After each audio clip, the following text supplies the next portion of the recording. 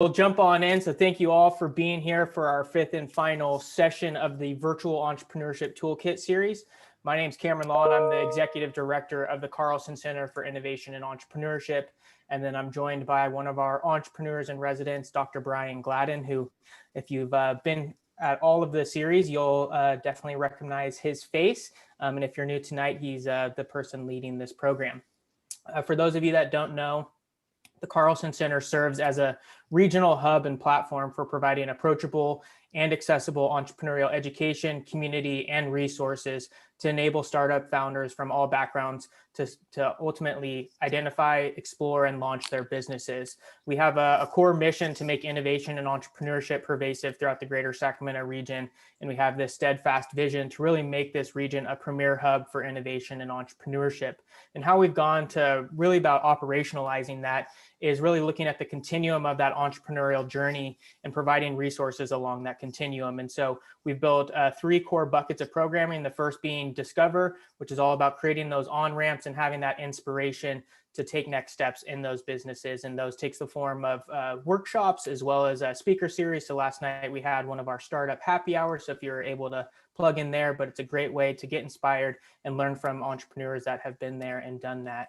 We also have our build set of programs, which is part of where tonight falls, but really providing you with the tools, the mindsets, and the frameworks to go about building your business and ultimately systematically testing those business models to get ready to launch. And then our last set of programs are our launch phase programs, which is all about helping you scale your customers and get prepared for funding. And so we're really excited to bring to you today our 5th session of the Toolkit series. Tonight we'll be tackling pitching, accomplishments, traction, and then we're excited to discuss funding needs. We've brought in a panel of funders, everywhere from angel investors to venture capitalists to traditional funders, for you to really learn about how to bring on resources and go about scaling your ventures. And so before I pass it back to Brian, who'll be leading us through the session today, wanted to do a little bit of housekeeping.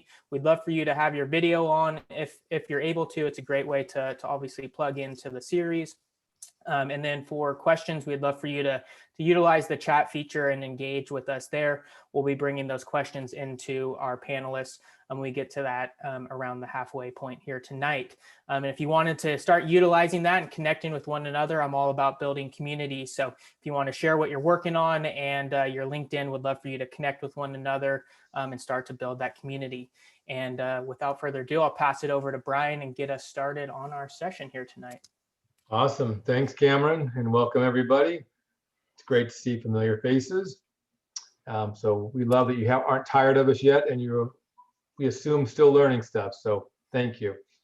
And for the new people, welcome, and we hope you can continue to join us if you missed any sessions, we'll restart probably in a month or so, and you can listen to recordings or hopefully join us live in a month as we restart. And I'm sure that most of you are joining tonight, not from me, but to talk to the panel of investors and funders, which is definitely the biggest hour of the entire series. So I'm really happy that they're here to join us. So thank you to all 4 of them.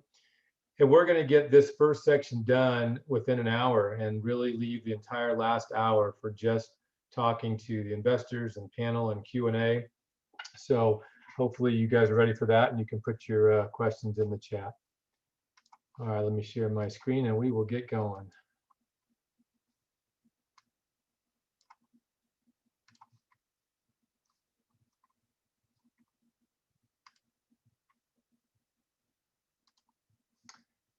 For some reason tonight, Zoom is really negatively affecting my bandwidth and PowerPoint, so bear with me. You're all good. Testing your power. Yeah, the PowerPoint has been difficult to get going.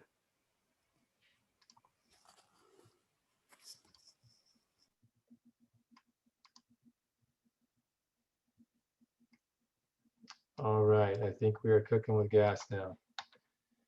So week 5, if you missed the first 4 weeks, here's what we talked about. You can listen to recordings, but pitching, accomplishments and traction, and your funding needs, right? The ask we're going to talk about today, and then get into the panel about those funding needs.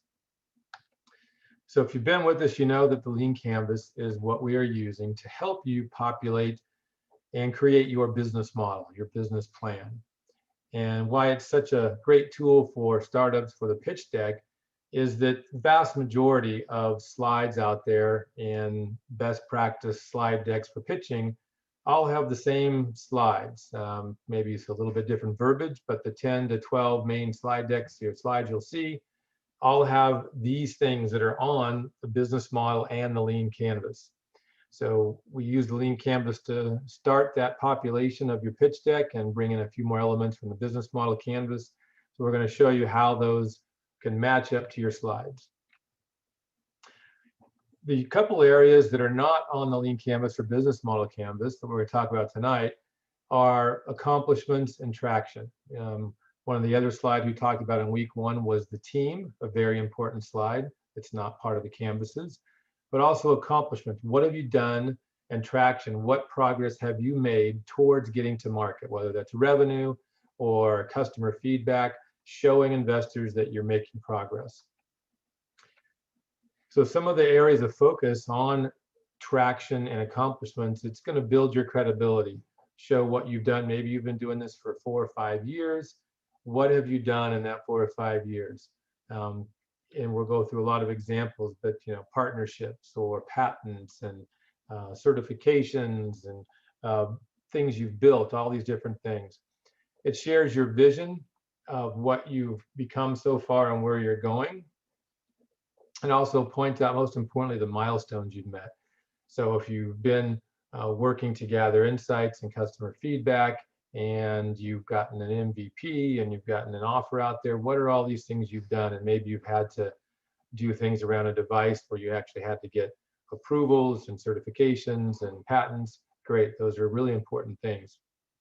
So that showing of progress is a way to communicate to investors that you're at least moving forward and you know what you're doing. And documenting the sales, above all else, it's all about traction. Most of us, including me, when you start these journeys, wherever you're at, the goal is to how do we just incrementally show that we're either getting new sales, we're getting new revenue, whether it's a recurring or transaction. And that revenue is considered traction. It doesn't always have to be revenue, but traction matters above everything else. That's the goal, right? You want to get those customers paying you for something. And maybe you're doing a freemium model. So even if you have customers that aren't paying, that's good too, depending on the business model that you're putting out there. So we've seen this slide before, really our Lean Canvas kind of scale up model. We've been laying the foundation, learning frameworks, looking at your model and ideating, trying to help get you that problem solution fit by using the canvas and going to gather insights. So this journey is going to take you a while, that whole problem solution fit to get to market. But along the way, you can still show investors progress towards getting that customer to pay you for something. And that's really what we want to talk about this evening. This is a visualization of what a slide could look like in your pitch deck. Just one example. There's many things you Google out there, pitch decks. We've got some mute there. So traction, accomplishments. And let's pretend that I started here in 2015 as a startup, and I could put something down here as an example here that I got a provisional patent. And I started testing a proof of concept. I got approval, FDA here for this device, a healthcare device. I got a manufacturer secured, so talking about partnerships and outsourcing. I won a pitch challenge. I got approval for Medicare, Medicaid to do something, some reimbursements. I got my fully patent issued. I got distributors set up. I'm doing phase 1 trials. So a lot of progression that you can show, even if you don't have revenue yet, of how you tackled each of these milestones to get to market. Many of you are probably doing a technology play, which is the norm nowadays. So what have you done besides just building code? Maybe you have outsourced partners, right? You're probably not doing everything yourselves. How is that going to work when you go to market? And then at the end here, where are we now and what are we needing? So you could potentially plant that seed of, we're looking to raise $1 million. We think, potential revenue of next year, $10 million plus and beyond. And what are you doing this next quarter? So these are just one way of visualizing traction so that your investors or other key stakeholders in one snapshot can just say, wow, look at all the great stuff you've done, without even having revenue. There are many other visuals out there. It's just, here's another example. If you want to kind of have you and your team there in the middle, talk about strategic roadmap. What have we done? We put different things in place. So this is maybe a lot about R&D and technology. Maybe you've done a lot of pitch competitions. That you've already done a launch, an MVP. So depending where you're at, just another way to show some high-level summaries of what you've done and your accomplishments. So let's talk about funding needs now that we've talked about traction. One of the biggest changes that I would ask you to do in most slide decks, when you Google out there, and Guy Kawasaki seems to be the most prevalent that entrepreneurs and startups like, which is great, but most of the past slides, pitches, talk about the ask. And so one of our colleagues and board members, Kwame, which I will give him credit, talks about change that. It should not be the ask, because you're not asking for a favor. You are giving the investor the opportunity to invest in you. So change that to the investment opportunity, not the ask. Now, we all talk about what's the ask, that's fine, but literally change it in your document to change your mindset that you're giving them an opportunity versus asking for a favor. Please give me money versus this is a great opportunity. Have that mindset going in. So just that small change should help. So what is the investment opportunity? Well, it's one slide to use your budget to create the investment opportunity. Why do you need the funds? What are you going to do with them? It's usually your last slide in your pitch deck. You've told everybody how great you are and your product and everything else and the problem you're solving. Now, what do you need the money for? The funds that you're going to use, besides just what you're going to use them, what will you accomplish, and in what time frame will you use those funds? So in the next 6 months, we're going to do this. We need to hire salespeople or finish our app. We need app dev people. We need salespeople. We need marketing, whatever it might be. So those are the biggest things you're going to ask for. What the number of, obviously, monies you need. What are you going to use the funds for? What will you accomplish in what time frame? And that will give the investor a pretty good idea. If you're asking for $1 million, is that going to last 6 months or 16 months? Are you going to, is that incorporating of your operational budget and your burn rate? Are you building in potential revenue hits within there once you get to market? So all of those things are important for you to proactively talk about so the investor understands that you really have a good handle on what the money is going to be used for. Here's just a visual way to show and talk about the use of these funds. Just one example again, you could use that pie chart in the middle, 40% going to hire new sales, or maybe a lawyer. If you're a techie person, great, we need a CFO, we need some lawyer on our team, and a salesperson. Operational costs, maybe it's a platform and a SaaS play and you need a lot of things online for operations, even potentially storage and your websites, even physical building, marketing, social media, and then obviously product development. So whether it's a physical or a service. So just simply breaking those out by big chunks helps. You don't have to get really in the weeds. That can be for an appendix slide, for a second conversation. Another way just to show it, right? A third visual here of goals of funding. And this one's nice because it talks about really what you're going to accomplish with these funds you're going to get. We're going to increase market share by 13%. If you give us this money, we're going to hire salespeople, and that's the outcome. We're going to increase production by 20%. Maybe you're already launched, but you need to scale up, which is going to increase our revenue by 80%. This obviously is probably a Series B type of funding where they already are operational and got a lot of employees, but 5,000 headcount is pretty large. So maybe it's 5 or 50 for you. And operational costs will reduce by 50%. Economies of scale. Now we have more inventory, more product, we can buy more, so our costs go down.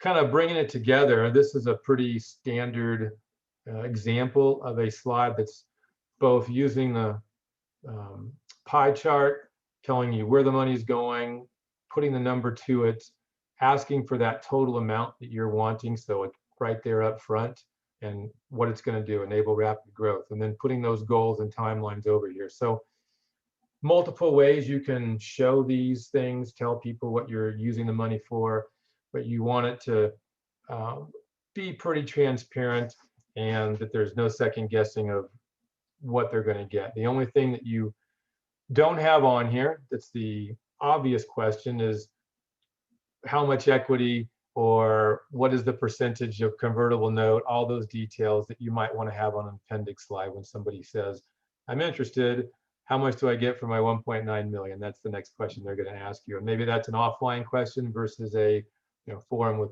multiple people. So that's usually a second conversation where you can get into those details and convertible notes and 20% discounts and 10% interest rates for a 2-year term, all those good things. But at least you are starting the conversation with what you need and why. I'm going to stop there and see if we have any questions on these two sections. We went through them pretty quick, pretty simple things versus the past 4 weeks. Anything in the chat, Cameron? Nope, just some introductions. I know we haven't formally introduced the panelists, and we will later, but if they have any additional thoughts on anything that's been shared, would love for you to bring your voice into the space of some of those thoughts if you have any. No worries if you don't, as we will be jumping in. But it looks like Sabia unmuted himself, so go ahead. Nice catch. Hey guys, Sabia with Moneta, and do a proper intro later, but I was just jotting down some notes. I think Brian covered what an awesome deck would look like, so not much to add, but I will just clarify a few things in terms of how we would see it as our firm and maybe other VCs as well, starting with kind of the opportunity versus ask mentality. I think internally, seeing it as an opportunity is awesome and present it as such. Investors love scarcity value. If it's an opportunity, it sounds enticing, but it's kind of it's a tough needle to thread, so you don't come off as cocky or something like that, where it's like, yes, you need us, we don't need you. So I think framing it in the deck as an ask and internally as an opportunity is a good way to look at it. Caveat that with, if you already have a lead investor and you're just looking to close out the round, it's a little easier to be like, hey, there's only a few dollars left. Please let us know soon.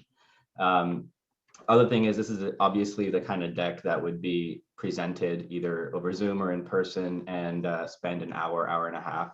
But do think about the fact that there's usually 3 ways you go about interacting with investors. You email them an overview, which is maybe a 6 to 10 slide deck that has some key things in it. You have this, which is presented and walked through with a lot of information. And then the third, which is in like a pitch competition, which you guys might either do in this program or otherwise, which is a lot less text, a lot more big numbers or big graphs or one thing on each slide, like kind of 3 ways to present the information. Yeah, I'll pause there. Actually, that's all I have on this section. I love that you brought that part up, because I find myself saying that all the time, that like a deck that you send by email needs to have a little more context because the presenter is not there.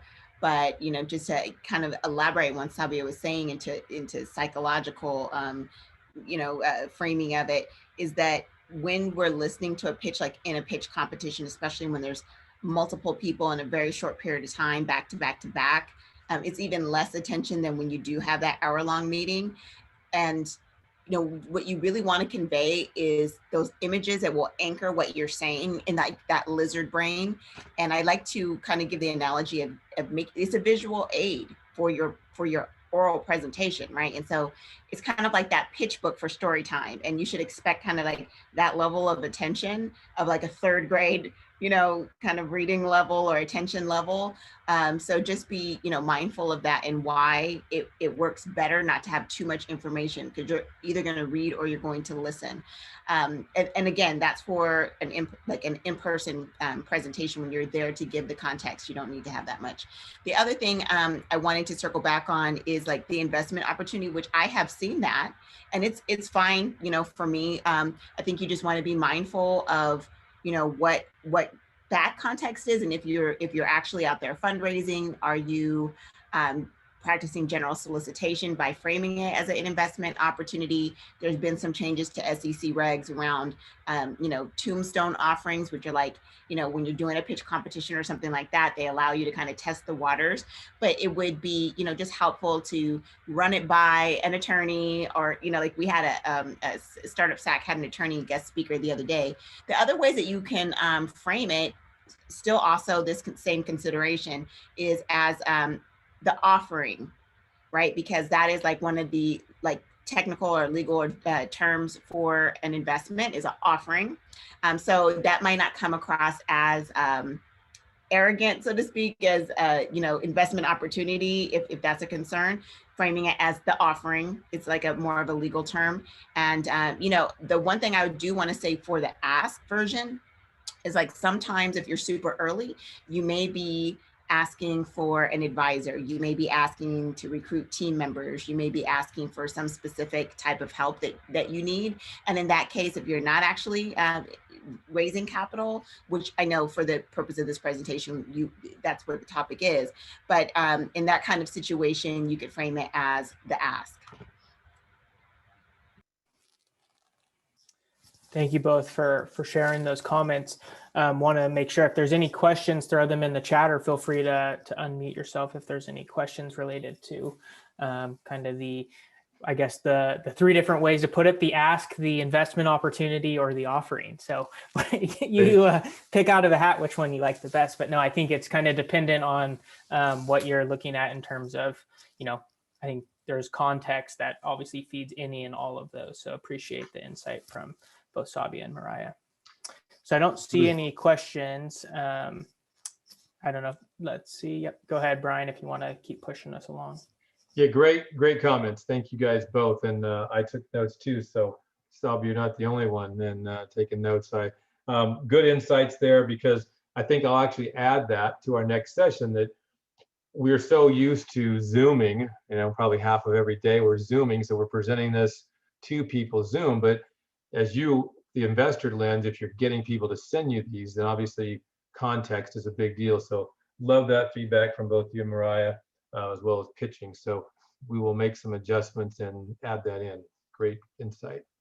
And Brian, while you're on the slide, actually, just this other thing I noticed is that this is, you know, more semantics, but we'll typically look at, you know, use of funds as sales, marketing, R&D, and administrative, usually just those three buckets regardless, and not getting granular down to that $30,000 for X, Y, or Z, because that usually you're going to miss that by a huge amount anyway. So I would just think of it that way. And we just want to know that, hey, we're using 60% of this to fuel growth and sales, and 20% for R&D is a typical maybe Series A raise. So. Great. Yeah, great insights. We'll simplify some of these, which is wonderful, because that's who you guys are, the ones that are trying to sell the idea to. Good stuff. Well, let's move right into the pitch deck then, which is what we want to take a look at. And we've talked about this for several weeks. Most of you are probably creating or have done your own pitch decks. So let's take a look at, you know, first of all, why are you creating one? To shared language between you, the investors, the stakeholders, your key people. It tells your story of what you've done and why you're doing it. It's iterative and dynamic, right? Versus a 200-page Word document. You want to be able to quickly change this, just like we talked about, you know, add things to every time you do one. Hopefully you're learning something from feedback. It has a specific ask or purpose. as Mariah said, and maybe it's more than just asking for money, that maybe you're asking for an advisor. So that's a great point. So what to include in the pitch deck? Well, we've been using the Lean Canvas to populate the slide content because it's very similar in nature to the slides that are best practice. You want to highlight your leadership team in the deck. That's a key thing, as well as the accomplishments and traction that we talked about, and detail that opportunity with purpose and timelines. And it tells a story that establishes an emotional connection, if you do it right, to the audience, to the investor. They obviously, you're trying to potentially talk and pitch to people who are either investing in that specific industry, or maybe it's that technology, or that women or minority owned. So how can you make that emotional connection with your story? Part of that connection can be done if you're doing storytelling correctly. And the main way to tell stories is with this thing called the hero's journey.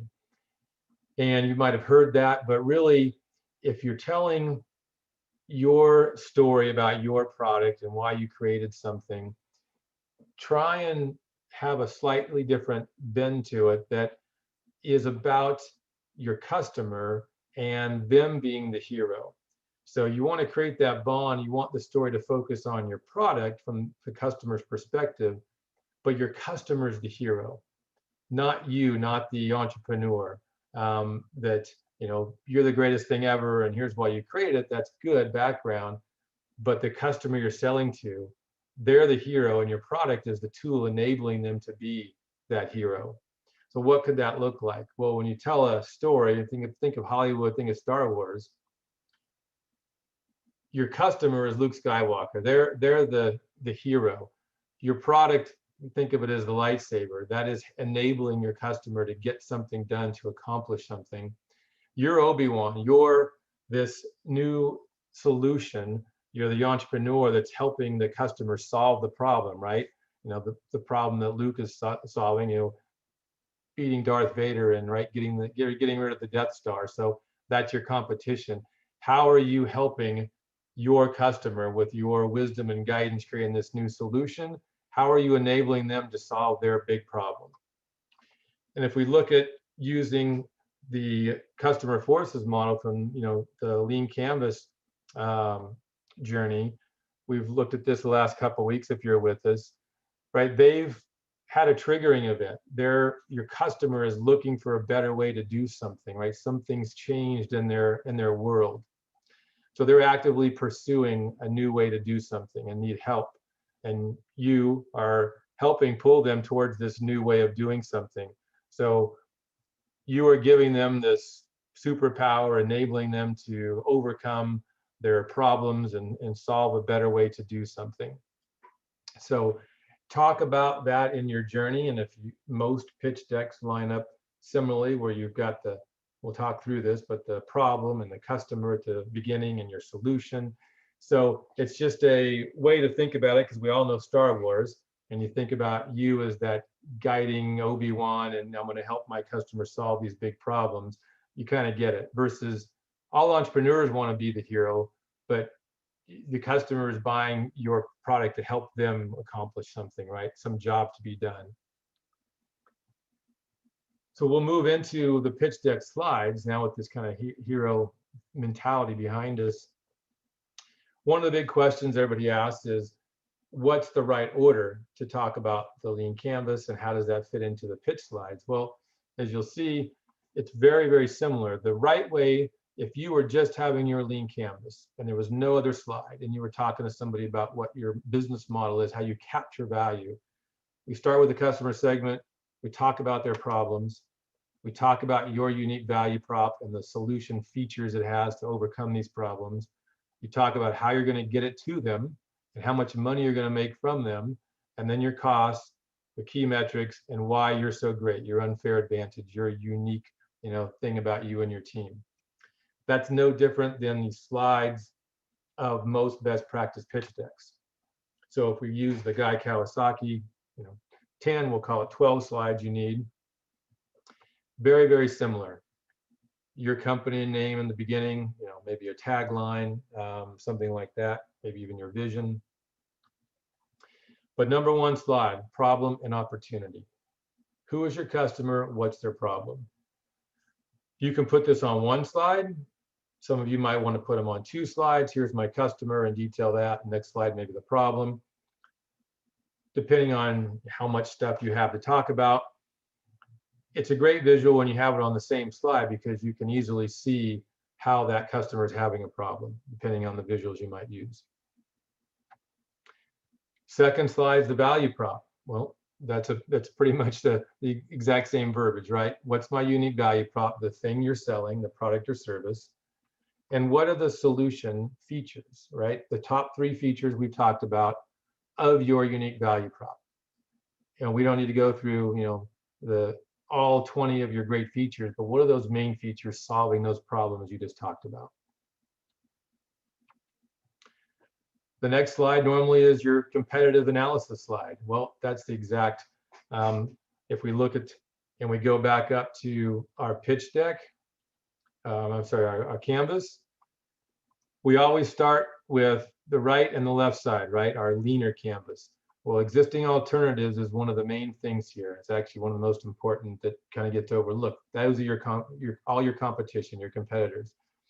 And it doesn't say competition because many entrepreneurs and startups, they think that there's no competition. You're creating the next blue ocean, the next great thing. I have no competition. Don't ever say that. There's always an alternative. So don't ever say I don't have any competition. You might not have a direct competitor, but you all have competitors. So here, how can we show our investors or key stakeholders that we know the market so well that we know indirect, direct, adjacent markets, we know all the different alternative solutions out there. There's not a product or service in the world that doesn't have an existing alternative. The question is, how close are they to that market space? So if you can talk about how somebody overcomes the problem now, that gives context to why you're going to be so much better. How can you solve the problem better? Then your go-to-market plan. Again, we bring in a little bit of the business model canvas. So if we remember, early adopters and channels are in our lean canvas. The business model canvas, back from week 1, where the lean canvas comes from, it has 2 pretty key boxes, 2 elements in my view that we need to bring into the go-to-market plan.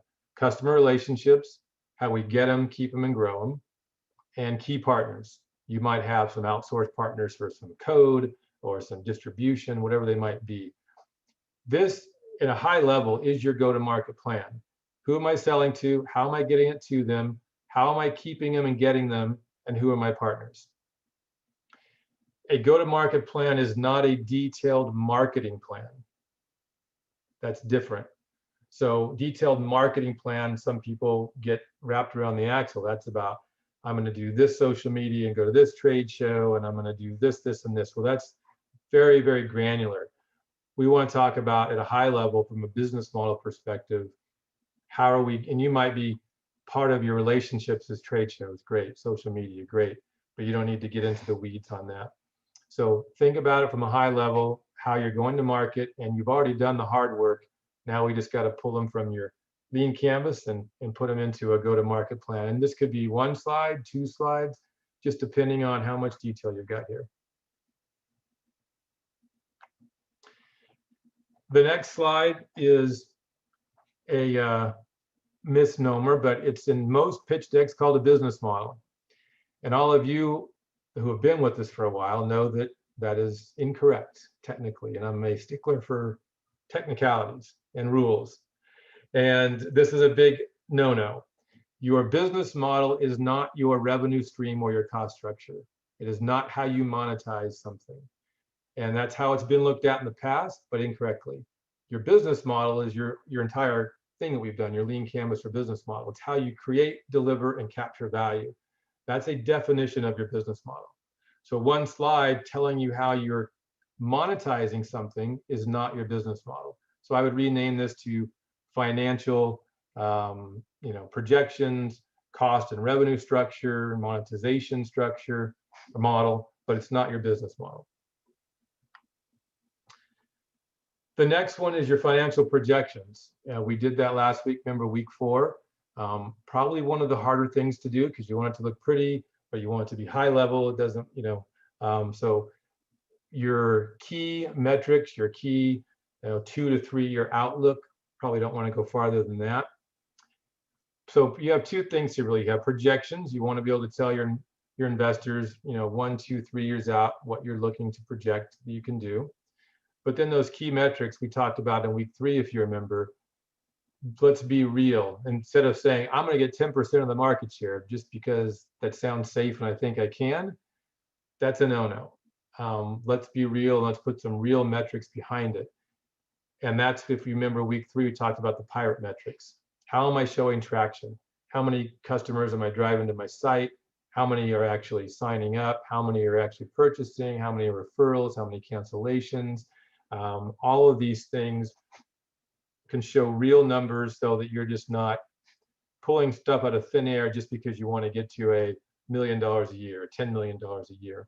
And the pirate metrics can really help us keep it real and prove to your investors that you know exactly how many customers it takes with your subscription or whatever your thing costs that you're selling, with an industry average of cancellations and a conservative referral rate.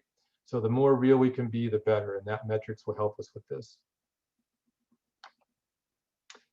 Your underlying magic is pretty much the same thing as your unfair advantage, right? Is it your 30 years experience in the industry? Is it your patent? Is it your sole source raw materials contract you have that no one else has, or exclusive PO from Costco to do something, right? So what is that no one can copy tomorrow? Your first page ranking on SEO for Google, right? Somebody can't copy that tomorrow. So what is it that makes you so unique, that creates a high barrier to entry and somebody can't copy? And if you don't have one, that's okay. It's not the end of the world. You just need to work towards what could that be? What does that look like? And those are things as you go through the journey, hopefully will kind of illuminate themselves that we talked about back in week 1. Then a very important slide, your team, right? Talking about the founding team, who you are, your background, and your skill sets that you bring to the table.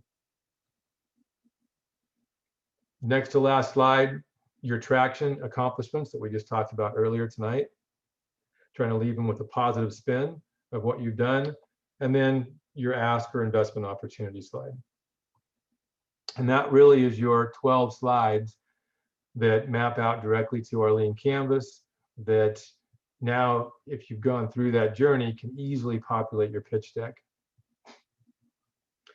We will stop there because that really is it for this section. We'll answer a few questions about maybe the pitch deck and stuff we've covered, but I wanted to spend most of this time giving it to our panel and let you guys talk to them and ask questions. So Cameron, anything specific? So Jimmy, it looks like you got a question. Feel free to ask it.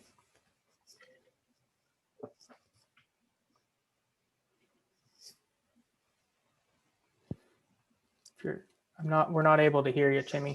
Can you hear me? Yep. Right. Okay. Hey guys, thanks for the presentation. I have a question. At what point do you put your TAM, SAM, and SOM? Is that not important at all? Yeah, that would be here, right? That would be in your financial projections, your market size. I'll give my opinion and I'll let the panelists jump in. There's no right one way to do it, but normally I see it either here in your financial projections, that here's what we're going to do. Here's the TAM and the SAM and the SOM, right? Addressable market, obtainable market.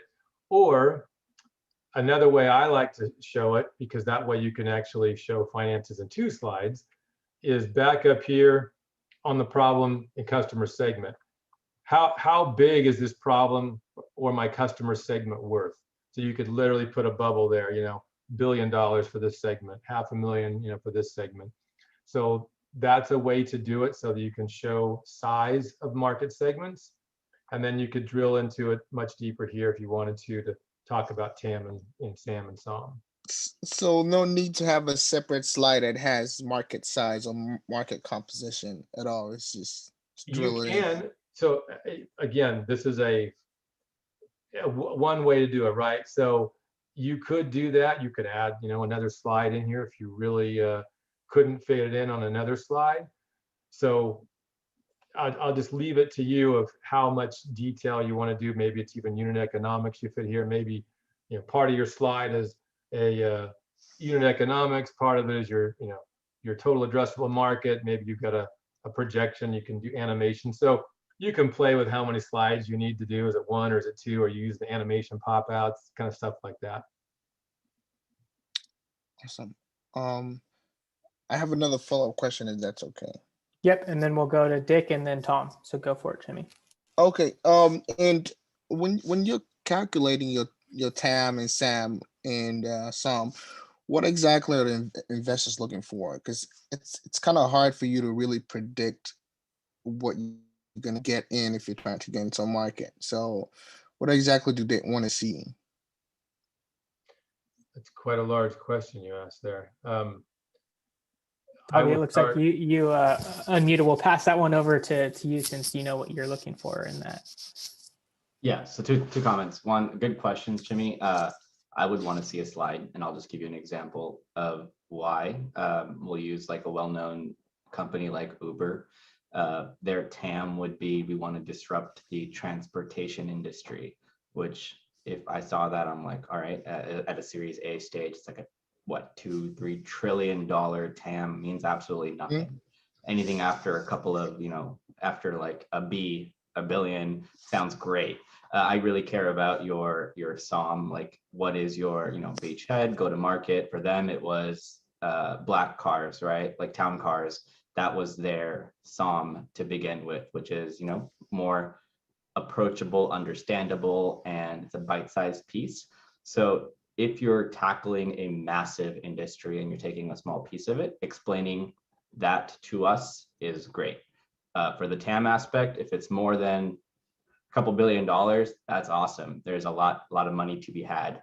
How you calculate that, I think that there's a lot of misconceptions around it because people will use, I don't know, total number of transactions that happen in transportation and what the dollar value is as TAM.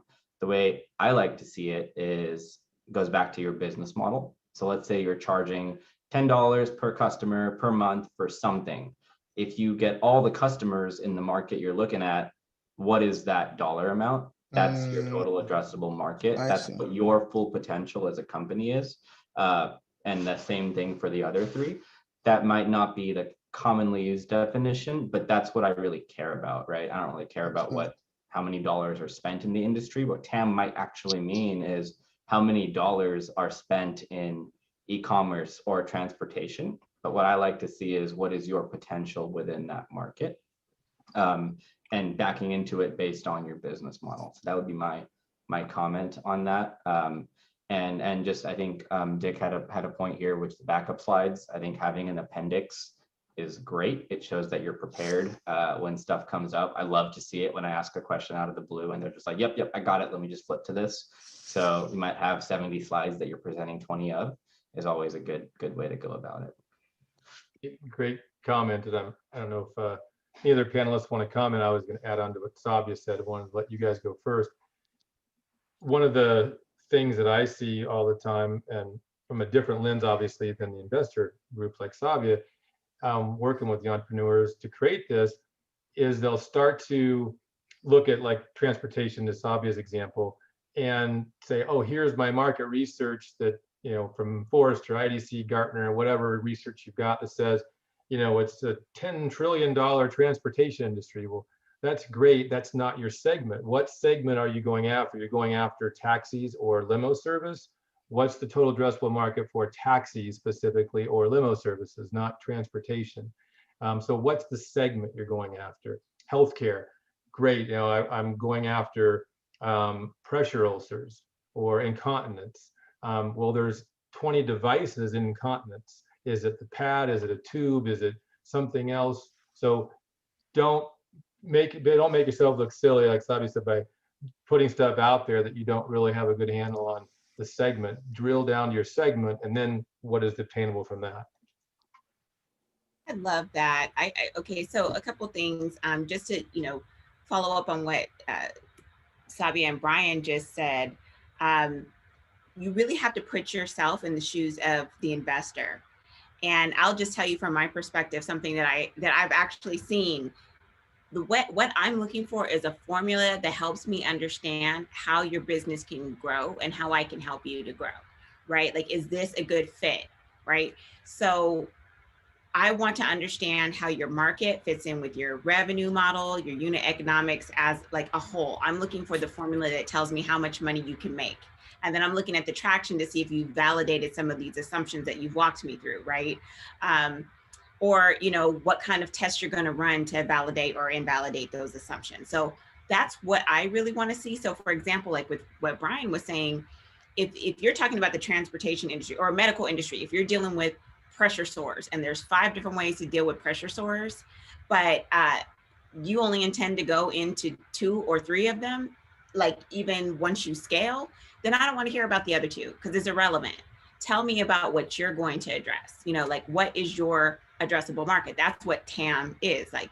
And then, you know, what is your serviceable addressable market, right? And what is of that, like Sabia said, what's a beachhead? Where are you going to go after first? What's obtainable? What's step 1? So we know you're not going out here trying to boil the ocean and getting all diluted in your efforts, right? So think of it like, if you were in our shoes, what would you need to know to make that analysis? Because that's what we're doing. We're analyzing, and, you know, people do invest differently and have different standards and criteria, but you know, at the end of the day, we're business people too, right? We're entrepreneurs too, in a sense, where, you know, we have people who invest in our firms to deploy capital. And so we want to see how we're going to get a return so we can make that analysis of, you know, whether or not we can invest, right? So I'd say that. Then you'd also asked about like what slides to put in and put out. One thing I have to say, this is hands down the best. Every time I come in and listen into these, I've enjoyed participating in several. I always love how Brian breaks down the pitch deck and correlates it to the business model canvas and gives like different examples. And what that reminds me is that, you know the rules before you break the rules, right? Once you know the rules and what this is designed to do, it's walking us through your business model, right? So once you know that, you can adapt it to your needs. And there's some examples of like the hero's journey, the storytelling version, the high-tech version, right? If you have a very technical product. But like in terms of your specific question, if you look at the business model canvas where it has like the customer segments, right? That could be where your TAM comes into place, your TAM, SAM, SOM. When you look at, you know, your revenue streams, that could be where your CAC and LTV, you know, comes in, or where your revenue model comes in, right? So like when you look at the cost structure and revenue streams, that's basically what you're getting at, right? Your CAC, your LTV, your revenue model, right? So they really do all correspond. And if you just take that canvas and look at, okay, am I covering this information in my deck in a digestible way? That's really what it's designed to do, no matter how many slides it takes, hopefully not too many. Mhm. But, you know, I've also seen decks that were very storyteller oriented, and they might have 20 slides, but you're not spending a minute on every slide, right? And I'm not saying that's for everybody. Please don't do that if it's not for you. Start with, you know, the standard, and then adapt it to the unique needs of your company.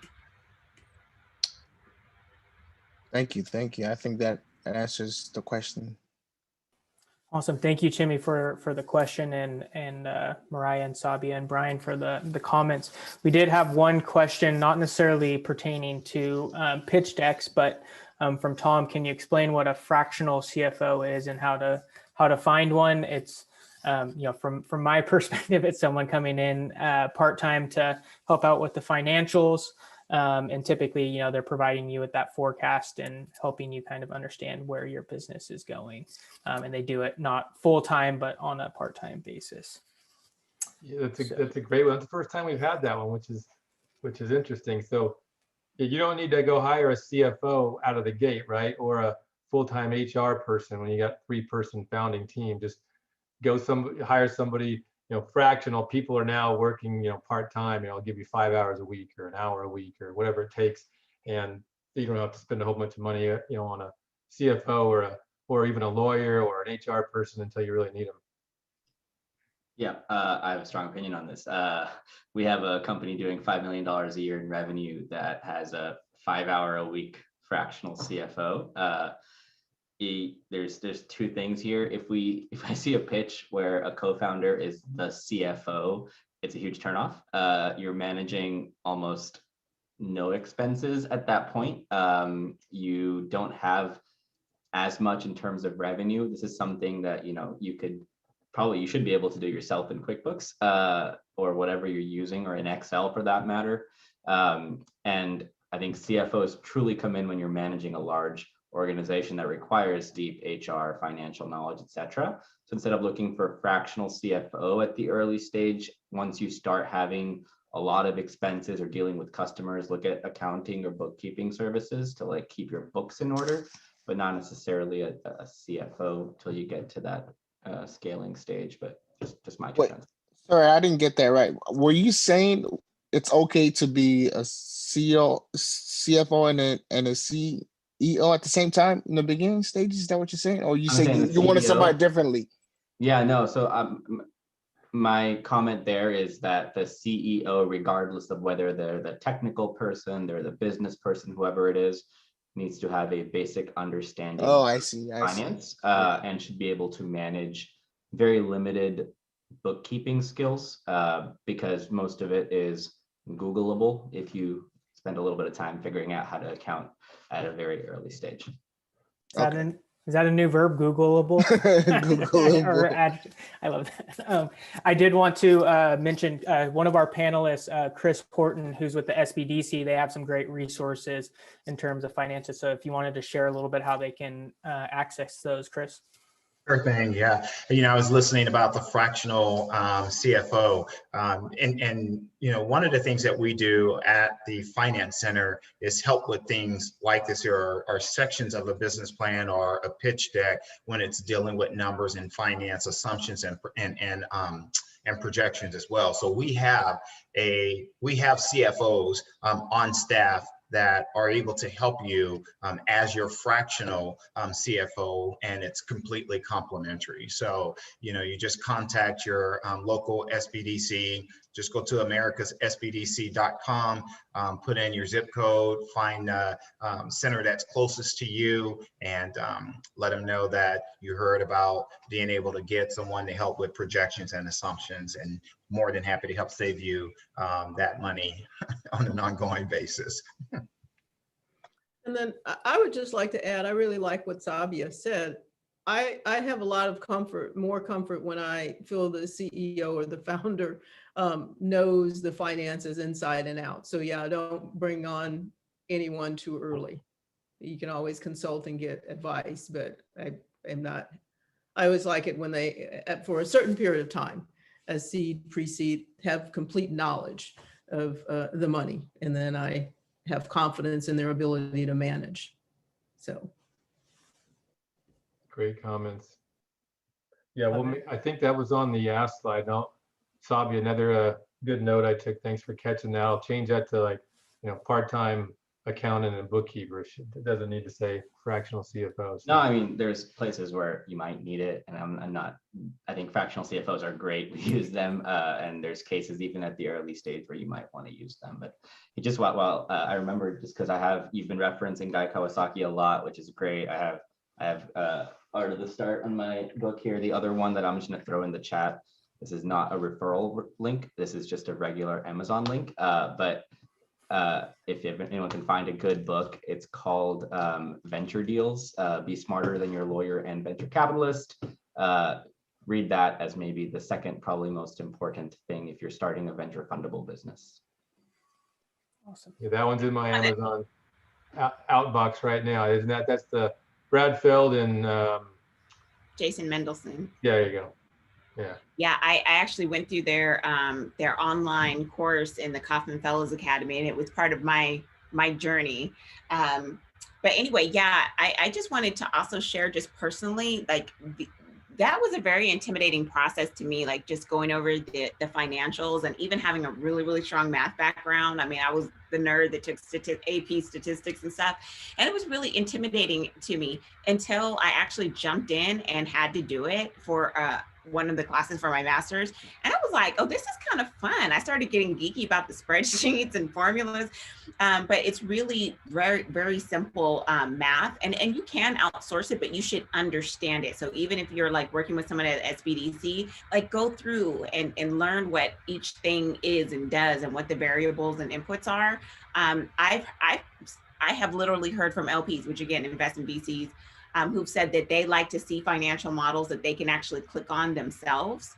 And, you know, I would say that that is not something that that I would, you know, dislike. It would be great to not have to like redo it in our own diligence process. So, you know, definitely get comfortable with that. I think, you know, what Sabia said, you know, is true. There are things about accounting that if you haven't taken accounting classes are not going to be intuitive, because if you take accounting, you'll understand what I mean by that.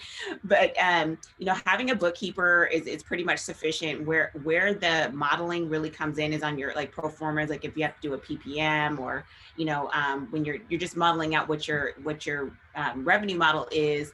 But, you know, I would also say that, that, you know, the one time where you might have a CFO, or it might make sense, or an example of a time is if you have a very complex like fintech model or something like that, where you need someone who really, really understands finance in that way. So if you have like a fintech oriented company where the financial modeling aspect of it is a strong part of what you do, then it might make sense. But I think what the point that Sabia was making that should be the takeaway is it's kind of overkill when you're not even making revenue and you have a CFO. Like, what do you need them for, right? So.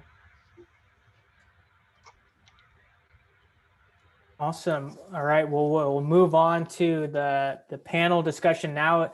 All of their voices have been in the virtual space here, but we'll have them formally introduce themselves, and then we'll jump into the Q&A. So, wanted to I don't know if Brian, you wanted if there was the actual picture slide or not, but There is. if not, no worries. We can unshare, and it's probably best to just hop into speaker view anyways, just so you can kind of see who's speaking at the moment versus in the big Zoom gallery. But wanted to introduce our panelists. So we have 4 esteemed panelists that are investors and funders in the region. And so we have Amy Purchase Reed, who's the managing director of, is it the XD or the 10th Dimension? I'm not sure exactly what it is. She's also a board member of Fourth Wave, so helping female-led entrepreneurs through that accelerator. We also have Chris Horton, who's the regional lending manager for the NorCal SBDC Finance Network. And then we have Mariah Lichtenstern, who's the founding partner and managing director of Diversity Ventures. And she's also a board member of Fourth Wave as well. And then we have Sabia Das, who's a partner at Moneta Ventures. So we're really excited about our panelists here today. I don't know if, Brian, you want to unshare your screen so we're able to just hop into the questions and they can see their faces, but there we go. So if you want to throw it into speaker view, will be the best way to engage this session, but wanted to go down the line, and I'll just point to who we'll have start with, but introduce yourself and kind of what your company's investing thesis is and where you focus. So Amy, do you want to start us off in introducing yourself and kind of what the focus of your fund is? Yes. Okay. So thank you for that.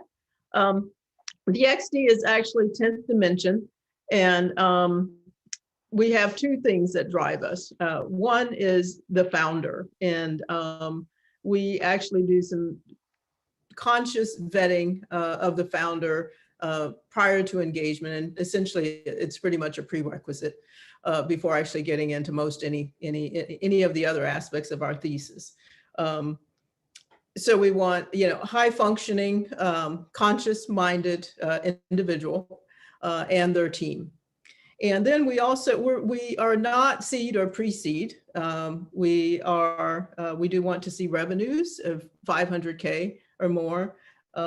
We also want to see a proven business model. We want to see a high functioning team. We want to have the team have raised capital. So we have some pretty high bars here. And that's in part because of our, the three of us who are partners and where we are in our careers. So in addition to building out the company, we also want to surround the company with building what we're calling a microeconomy.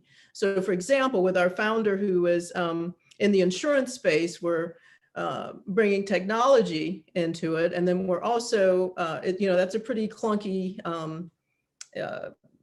industry. And so in addition to automation, we're also testing different theories on how to actually bring the insurance application, the whole process into the 21st century. So with that, we work very intensely. We also know that we also want to select founders who are doing things where we can engage with internships and impact. And again, we're primarily focused on founders of color, underrepresented founders. And we want to build an economy where we're helping youth come into a space. We also want to connect with mentors. So we're really looking at a highly functioning ecosystem. And then we want to impact unemployment and those kind of things. So we also want the founder to be totally concerned about their company, but what we want to walk with them and then build a sort of, as we're calling it, a microeconomy around it. So I'll stop there because there's a lot to say about what the 10th dimension means to us. Wonderful, and appreciate you sharing the model. And I know it's one that's unique and one that we've had some great conversations around. So appreciate you sharing that, Amy. And I love the founder-centric component and really building around them with the value add. So our next would love Chris Horton to introduce himself and his role at the NorCal SBDC Finance. Sure thing. Thank you, Cameron. So NorCal SBDC, we are a nonprofit. We're partially funded by SBA and partially funded by the governor's Go Biz division. What we do is we work with entrepreneurs and existing businesses, helping them with technical assistance and access to capital. That's hence why we're here talking about our ability to help with traditional lending, but also to help connect folks with investors, angel investors, crowd investors, doing equity financing, debt financing. So we have that financing scope at the Finance Center. But the big thing about what we do is really just helping to provide access for entrepreneurs to mid-sized companies to have services at no cost to them. So we can engage in conversations. We have someone that's looking to start a business, and if they don't fit the model of traditional financing, then we look to talk to some of the investors that may be interested in doing capital injection that way. So that's the scope of what we do, but happy to be a part of this here, happy to be a resource, and looking forward to the panel questions. Thank you, Chris, and thank you for introducing the NorCal SBDC Finance Network and just great access to not only small business loans, but also that venture and angel space. So appreciate you being here. Next, would love Mariah Lichtenstern to introduce herself in Diversity Ventures. Hello again, everyone. Mariah Lichtenstern, founding partner of Diversity Ventures. So I'm very much an entrepreneurial VC. Our thesis is around impact. So we look at social, economic, and environmental impact. And also we are pre-seed and seed stage. So pretty early on, but we definitely want to see, a solid team, solid, business model, holistic business model, a grasp of, the assumptions that inform that model. Hopefully some tests to validate, the market. And, we look at a host of different things. So it really varies, but I'll just, give an example though. When we look at companies, I want to see, can you help return a fund? Can you return a fund? If 5 out of 10 companies fail and 2 only return what we put in them, can you make up for all of that and at a multiple? That's like that's criteria. So even if you're making a strong impact and you don't meet that threshold, then it's like, oh, great to know you, great to know what you're working on. If I can help or support you, then I'll try within my human capacity. But that's also criteria, because that enables me to continue doing the work that I do. Awesome. Thank you, Mariah, and appreciate you being here. And you're definitely the veteran on our Toolkit Series panel, so appreciate you being back for another round. And last but not least, we got Sabia Das, who's the partner at Moneta Ventures. Would love for you to share a little bit about yourself and Moneta. Thanks, Cameron, and Amy, Chris, good to meet you both, and Mariah, good to see you again. My name is Sabia. I'm a partner with Moneta Ventures. We're a more traditional venture firm based here in Folsom, California. Started 7 years ago, and I was part of the founding team there. Our founding partner, Lokesh Sikaria, the serial entrepreneur who started and sold businesses here in Sacramento, but didn't ever raise capital, not for lack of trying, but there just wasn't really access to venture funding. And so the initial thesis was to raise a fund focused around investing in Sacramento area companies that are at a similar stage to, what Amy mentioned for us is past seed stage, but not really at that hyper growth stage. So we also look for $500,000 in recurring revenue up to 10 million is kind of our initial focus. Writing $1 million to $2 million initial checks in those companies. We have expanded since and have about 110 million under management now and are investing outside our second fund. We're a little different than some VCs in that the financial and investment aspect is just one small portion. We like to make bigger investments and take larger ownership in a fewer number of companies so we can get really operationally involved and help them across sales, marketing, product, et cetera. That's our secret sauce, not so secret, so to speak, and how we hope to drive value for companies locally. So I'll leave the rest for the Q&A, but the one thing I'd like to add is just, having been on many panels, both in, undergrad, college, afterwards, et cetera, always afraid to ask questions. I will say that all of us have probably heard every question there is, and there is no such sorry, there are stupid questions, but 99.99% of the time, it's not a stupid question. So please do engage and ask questions because that helps spur some good discussion.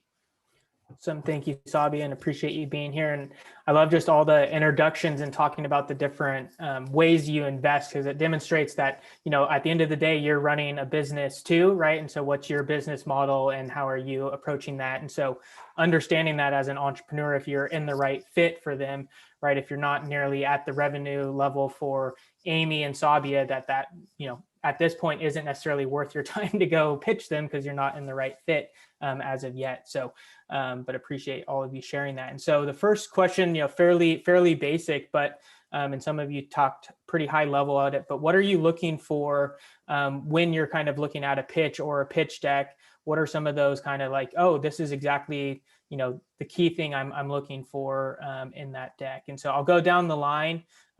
We'll start with Amy, and then we'll go Chris, Mariah, and then Sabia, and then we'll flip it on the next one.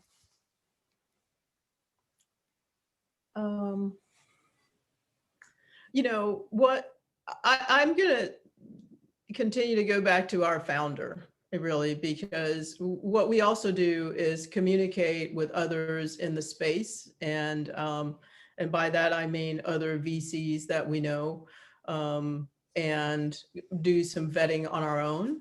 And so we're actually, I consider us, and it's pretty much defined by where we are in our career and where we are in terms of wanting to leave a legacy ourselves. So we actually have more than we can address right now, and actually more who are interested in what we're doing than we can actually address. So ours kind of comes through us through actually actively seeking and then just active conversations with others. So gotcha. So yeah, so it seems like the founder is the kind of key linchpin for you in making that investment. And I know probably for some of the others might be that team as well. So appreciate that, Amy. Chris, how about yourself when you're looking at a company or an opportunity to invest or fund, more maybe from the traditional financing side? What are some of those things that you're looking for in the opportunity? Sure. From the conversations with the groups that we've talked to, looking for, some solid numbers, looking for a solid business plan, looking for return on the investment or return of the investment, looking at having a investment structure. Let's see here. What else have I heard folks talking about? I think one of the really big things is that, investors are human beings. They're not, robotic. So, telling a story, having a compelling story, talking about the uniqueness of what you're offering or what you are creating. Are you solving a problem? And so in my experience through, Wells Fargo, Mass Mutual, here right now, in some of those circles, those are some of the things that I've heard over the years that are being looked at. So Levitt looked partly at the ROI and then pulling out, are you actually solving a real problem? And is that problem, one Right. that you can scale with from that investment? Right. Awesome. All right, next, Mariah. So again, what's something that you're looking for in a pitch or a pitch deck that you're, that's kind of where you're targeting your effort, at least to begin with, and going through it? So I really look at it holistically, to be honest. Impact is the start. Like, what impact are you having in the world? What problem are you solving?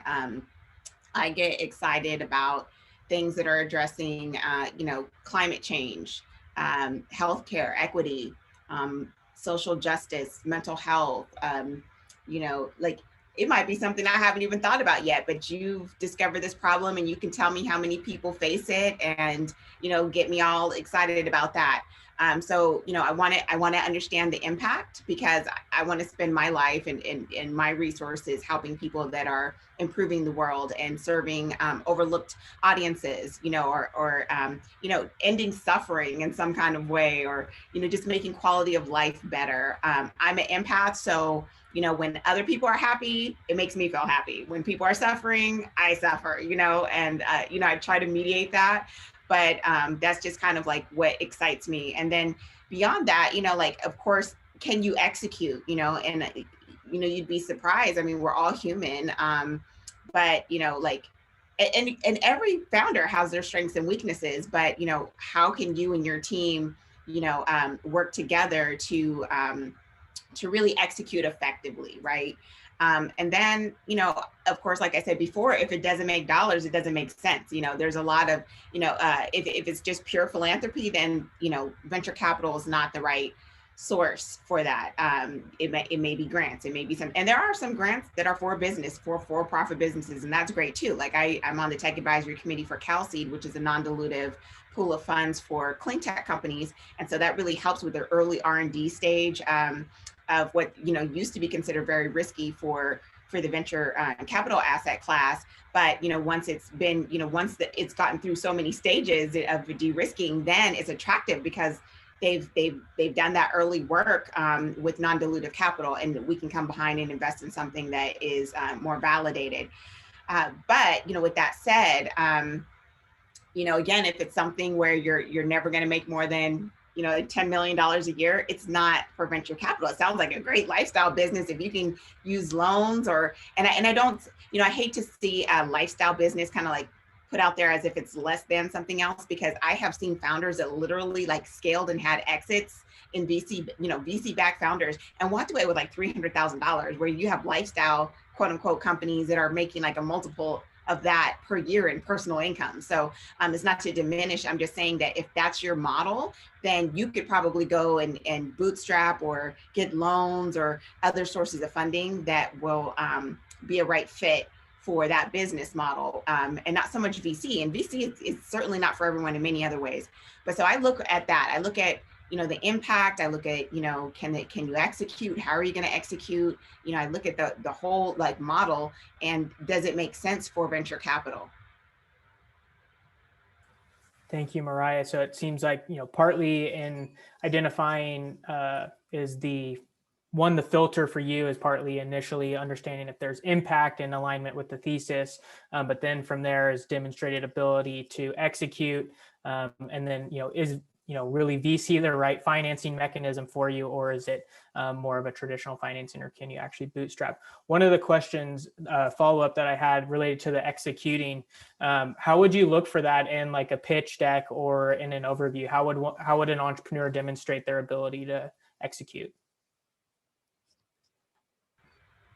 Coming back to me, I would say, everything that Brian walked through today, that's really it, and then, if that if that is enticing, then we'll double click and we'll want to do some diligence. There may be some other considerations like, will the LP advisory get behind it? Will different stakeholders get behind it? I can tell you that one of the things that a lot of VCs are doing, especially emerging managers like myself, are SPVs, which are single purpose vehicles or special purpose vehicles rather, where it may be a yay or nay going to our LPs and saying, hey, can we get behind this? Do you want to get in on this? And that might be a determinant, but again, it's a holistic thing, and it's sometimes it's just there's different mandates that people have, different priorities, and it may be also timing. It may be not right now, but maybe in a few months. Let me see how you do. Do you actually send me updates consistently? It might be, I'm really working on this other company right now, or I've tapped out on what I can do in a given year, what my capacity is as a solo GP or as a member of this team. We can only sit on so many seats or whatever the case may be. So yeah, it's holistic, and it can include us. That you might have a great idea, but it's like literally I've seen this. I have seen where, and Cameron, you might have seen this too, might have been on something we were on together, where a VC was showing like a company, kind of like what I was discussing before with the R&D stage, kind of like a clean tech or something like that, and the company had moved out of that phase, but the deck still looked like an R&D academia type of deck. And, he just didn't even have the attention span for it. So it wasn't even a matter of, was the business model sound? It was that the deck was hideous. And literally when you're getting that first meeting, aesthetics matter, confidence matters. Like so many things matter, because we're going to say no the vast majority of the time. That is our job. We have to be able to say no. We have to pass. There's going to be just very, very few that are going to be yes. And when you look at how many companies have RVC backed, and in America, it's like less than 2%. So yeah, it's holistic. Awesome. Thank you for that, answering that follow-up, Mariah. All right. So the last answer for our first question to Sabia. So again, the question is, what are you, initially looking for in that initial pitch and pitch deck? What are some of those key focus areas? Yeah, more on the pitch, less on the deck. When it comes to a pitch deck, I'd say stick to the basics. Everything Brian covered here, perfect. I wouldn't add anything to that. We look at way too many pitch decks to be surprised by something that you might find unique. I'll liken it to college application essays, where we really try to stand out with something really out there, and it's very much a hit or a miss. So sticking to the basic structure of a deck, as was covered, is great. In terms of the actual pitch, first impressions, like Mariah said, make a huge difference. You're going to hold the attention or not. So just my recommendation generally is, is put your best foot forward without trying to be too far outside, a couple standard deviations from the norm in terms of what your first impression is, because it is important. I will echo what Amy said. When we're at our stage, we're really not evaluating a business on traditional business fundamentals. It really is on very little revenue or metrics, and a lot more on the team themselves. There's a few things about the team that I'll call out because they're what we're really betting on. Number one thing is coachability and humility. When we're working with you, if we think that you know it all and you won't listen to our experience or what we've seen and be able to adjust or pivot, that's a red flag. And just be able to listen to advisors around you. The other thing is, we see an example of very successful founders and CEOs of large companies. They're like, wow, they're just really smart. Like, I have imposter syndrome all the time, but it's like I'm not as smart as them. Being a hustler is 10 times cooler than being an intellectual founder, I would say. And what we have seen best, right? Some of our top performing companies are not Ivy League founders or anything else. They're just people that really know how to hustle.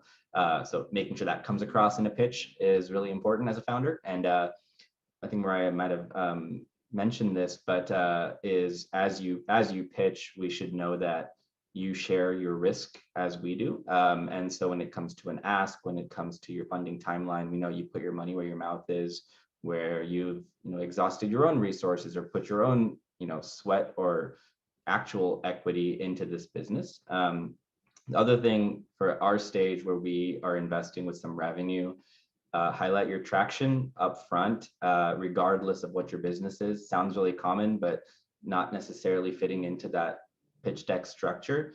I've gotten pitches for some super ununique, common companies and ideas that might sound like they've been done a million times, but they capture my interest because they started off by saying, I'm from X, Y, and Z. And then the next slide is we currently have 500 customers and $1 million in revenue. And I'm just like, from lying back and like lounging to like, tell me more, right? So that highlighting whatever your traction is, whether it's, money or something really cool up front, highlights the deck. What is a turnoff in a pitch is not knowing what we do as investors. Mariah mentioned their focus is on environmental, social, governance, diversity. Ours is around your financial metrics, where you are in terms of revenue. If you're going to make me spend an hour of time listening to a deck and at the very end, it's in a industry that I do not look at all, and you're like, we're 2 years away from revenue, I'm just going to be annoyed. And when you come back to me and say, hey, we're at this stage, I was like, no, I don't want to talk to you anymore. So just know, I have a post about this on my LinkedIn, but don't pitch a VC unless you're in that VC sector, because it's not a good way to build a relationship or first impression. Another thing is, we talked about this in terms of CFOs, but in general, as a founder, know your metrics inside and out. Be able to be quizzed on basic metrics. We invest in software primarily, so there's some typical SaaS metrics or KPIs that you should know off the back of your hand that you can recite when an investor asks you about it. And the last thing I'll say is domain expertise. This goes back to you as a founder. Do you know the business that you are do you know the market that you're starting a business in? If you're a mechanical engineer and you're starting a therapeutics company, why?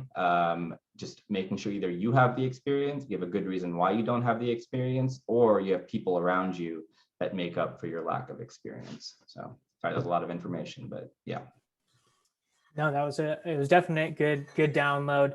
Some of the things I pulled out was one, again, an echoing of the founder or team, and really the coachability and humility that they bring to the space. And it, partly goes in line with your investment thesis of wanting to get operational and really helping out the team, right? And so if there's that chemistry and being able to work together, and then, if you do have some traction, put that up front, and that's a great way to get attention and not have you wait till the end to be excited, and keep you engaged. And then lastly would be really that investment thesis. And we've kind of heard that along the whole way from, Amy to we really get our hands dirty with the founder, to Mariah of like, hey, we're impact focused, and then you kind of revenue and, geography and certain domain areas. So appreciate that. So the next question, I have 2 more questions. And so we already got some questions in the chat, but we'll start with Sabia and then work backwards this time. So where do you see entrepreneurs really missing the mark on their pitches? And what are some of those like big red flags where, you're just like, all right, I'm kind of, I'm off on this pitch. And I know you mentioned one, just kind of the alignment on the investment thesis, but if there was anything else that was kind of a red flag for you. Yeah, and I don't have too many things here. This is like one of those things that there's a lot of articles written about in terms of what VCs don't like to see, what they do like to see. So I just do a lot of reading on that. I mentioned the coachability. Adding on to that is like, even in a pitch, not being able to take critical feedback or critical questions about your business that are core to it, and saying like, no, that's not true because X, Y, or Z is, I think naive. So a lot of times that's not turn off necessarily, but being able to either understand that critical feedback and address it in a meaningful manner, or say, we'll definitely think about that. I think it's a good way to look at it.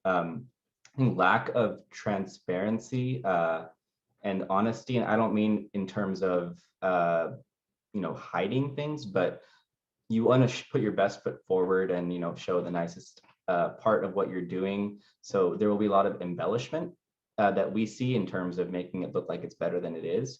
But that lack of transparency, if we find a chink in the armor and we dig deeper, it shakes the fundamentals of your business. So being truly transparent and honest is really important, and makes you seem human as a founder, which is great. And along transparency, the other piece is there's this, or used to be maybe, this NDA obsession around wanting to protect what it is that you do. I would say 90% of VCs at our stage don't sign NDAs. So know that up front. Asking for it means you probably didn't do your research on why or why not. We don't.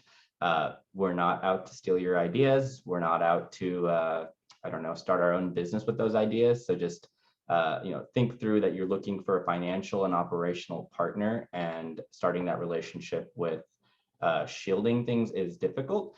If you have developed something that's truly crazy and out there and needs to be protected at all costs, cure for cancer, yes, definitely protect your IP and stuff, but that's rarely the case. Yeah, that was pretty much it in terms of where I think people do miss the mark. Awesome. Thank you for that, Sabia. So we'll go now back down the line to Mariah. So what are some of those, components that entrepreneurs miss the mark, or those red flags from your perspective?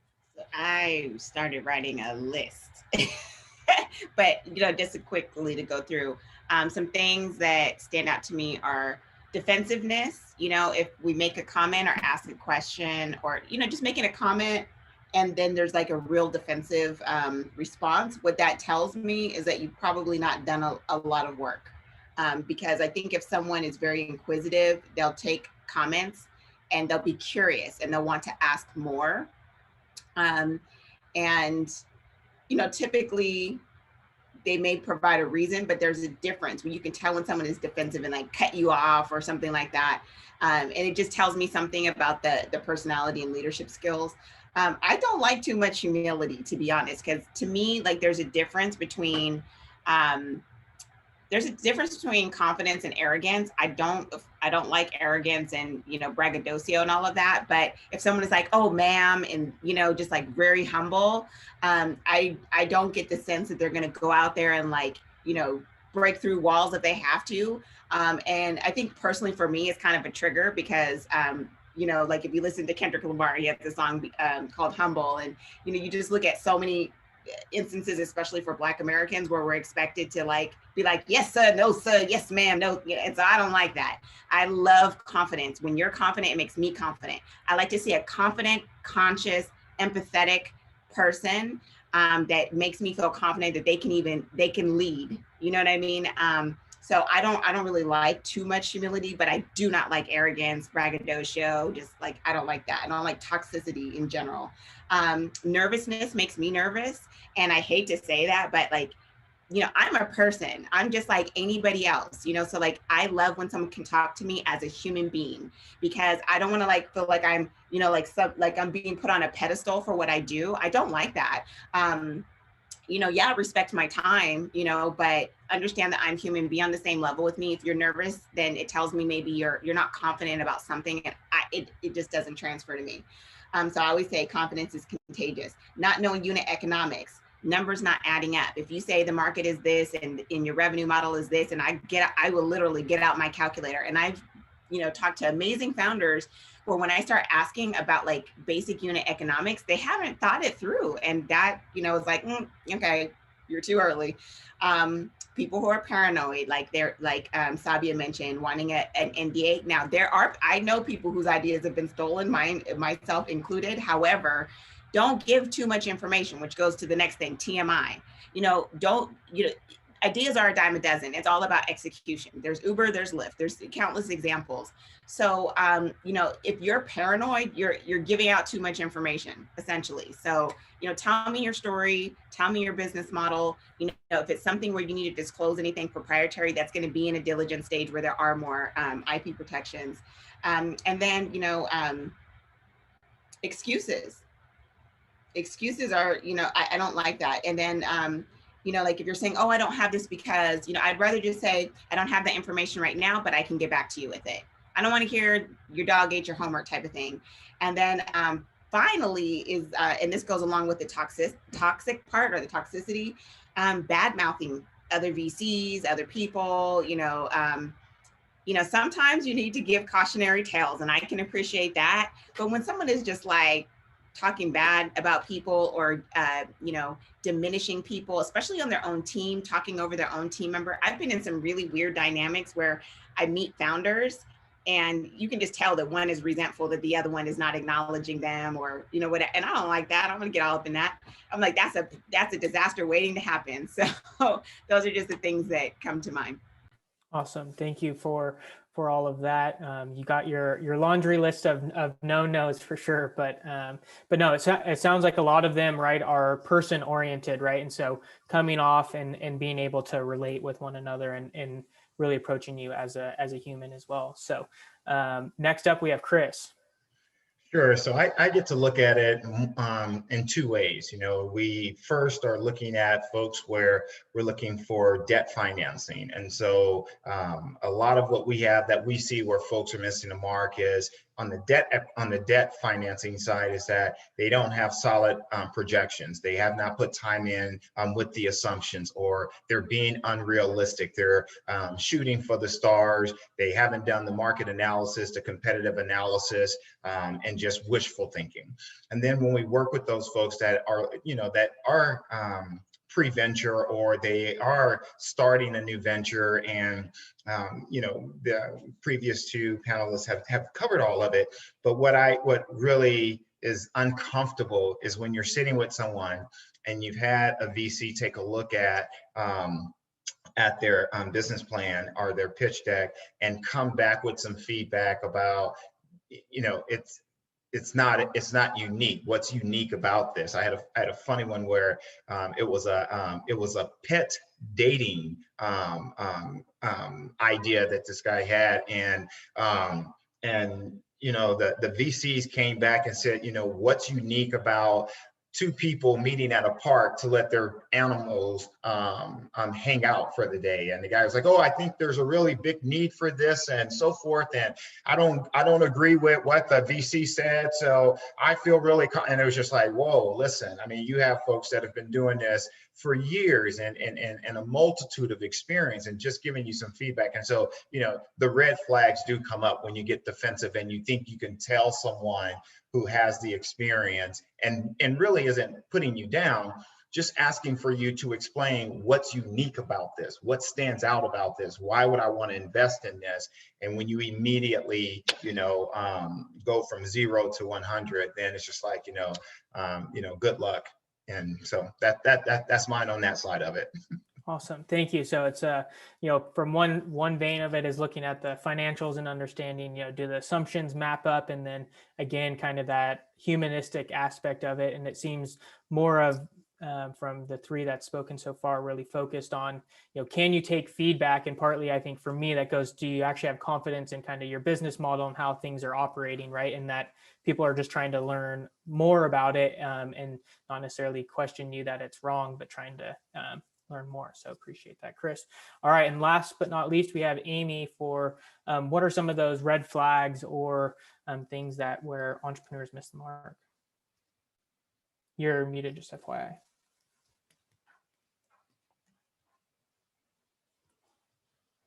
Amy, you're muted, just so you know. I don't have a lot to add to that. There's quite an extensive list of things that were said. And then I'll just kind of, reaffirm that we've designed this so we're in a special place where we actually get referrals from other VCs, whether they're black, brown VCs that come to us and let us know. So we sort of have this vetted pool of founders, and it's such good relationships that if something goes awry with that founder that is in the category that that my other panelist mentioned, we will actually get a call and say, Amy, this came up, and it may relate to coachability, which is a big deal, right? I had that happen recently. Incredible technology. And case studies with Chevron and just a lot of great things. But then the gentleman who referred him to us, the founder to us, called me and said, Amy, you haven't written a check yet, have you? And I said, oh my God, Tony, what are you talking about? And we had this incredible conversation about his, disappointments, because over an entire year, his whole goal was working with this founder in terms of being coachable. And was he coachable? So that, kind of eliminated, my interest there. And then another thing I find is the ability to, I say the word story, I'm a lawyer, I don't really mean telling a story, I mean really what are the facts. And so when it gets to that data room, how is that really looking? How's it really feeling? And then there, if, for example, if there's a slew of statement of work, with a founder that's been doing things that's a big red flag. So that data room can tell a lot, even if it's like just, very early documents, or we're very early in the process. So I say it's really about being very thoughtful, transparent, and just being an outstanding founder. And then all the other stuff, I let other people deal with all that. Awesome. Well, thank you. Oh, go ahead, Sabia. Sure. I just really wanted to add one thing that I'm sure all the other panelists would agree with that we forgot to touch on, which is maybe more important than the rest. Mariah mentioned that VCs reject way more often than they accept deals.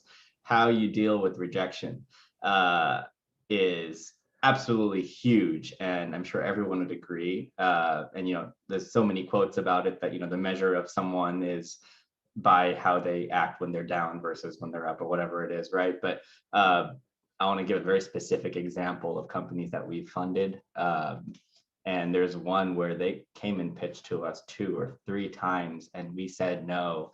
And maybe the second or third time, like, hey, we appreciate the feedback, we're going to keep working on it, and came back. We finally invested, and now they're like one of the fastest growing companies in the Davis area, right? This is like 4 or 5 years ago. But the ability to take rejection, it goes back to constructive feedback, but by not blowing up. I've had the opposite side of it, where this is a company trying to compete with Uber or Lyft or something like that. And I was just like, hey, we don't have the money or the knowledge, and we think that it's a tough market.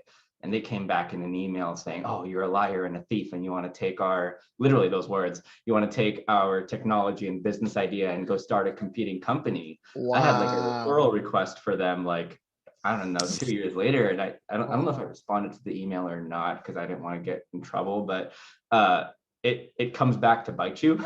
So just given the fact that we reject more deals than we accept, just learn how to turn that into constructive criticism, and then follow up, like, keep a good rapport and relationship going with them, and just say, hey, really appreciate taking the time.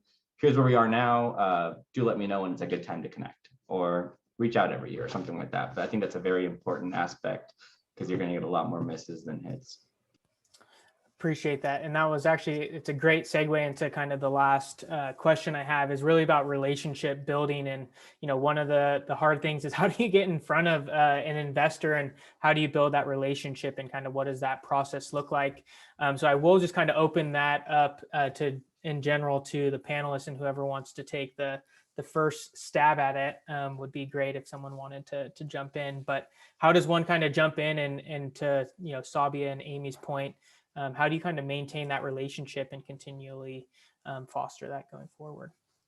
So, I'll start it off for you, Cameron, because mine's a little bit different because of what we do at the SBDC, as opposed to the true VCs on the panel. So for us, folks, it's easy for folks to find the SBDC. You go to America's SBDC, you put in your zip code, and it'll give you a list of SBDC centers that are local to you. There's no cost, so you sign up, give us some basic information, and then we have a centralized intake. Centralized intake will call you. They'll find out what kind of business you have, what's your revenues, do you import, export? So they're going to get the basic information, and then it's going to go out to the finance center. And then at the finance center, it's going to be assigned to the, I'm a regional lending manager, so I can oversee a number of different things, but a lot of us have specialties, and special areas are different type. We got our ag financing guys, we have our manufacturing distribution, we got our restaurants, we got our hospitality, food and beverage. And so that's how it gets assigned. We then have this fact-finding conversation where we're really going to peel the layers back to really understand what the opportunity is. Is it a startup? Is it pre-venture? Is it an existing? Is it expansion? Is it equipment financing? We're going to take a dive into a business plan. But on my team specifically, we have an ongoing working relationship. So it's automatic for my team to have a quarterly review with you. I do a lot of work with Dun & Bradstreet, so we want to be able to predict failure or default. And so on a quarterly basis, we're feeding that information back to those that we work with. We work with then the state and SBA, helping them to get funding. If they can't go that route, then we look at, venture capitalists, angel investors, and so forth.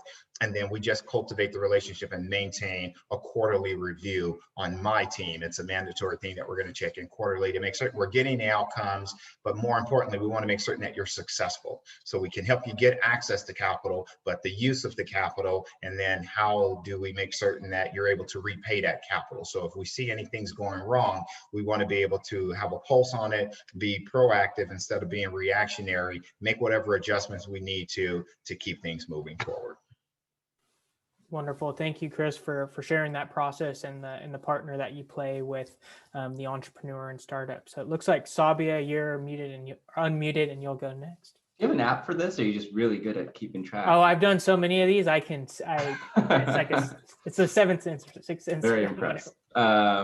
Yeah. So this is more just like real talk. I not being in any way politically correct about how I go about this, but more just, very prescriptive advice in terms of how best to go about reaching out to venture firms. And I'll start with, this week has been analogy week for me. So I'm going to continue on with analogies. Some of them hit, some of them miss, but think about, if you're dating and how you meet people. If your best friend introduces you to someone, you'll probably go on a blind date with them.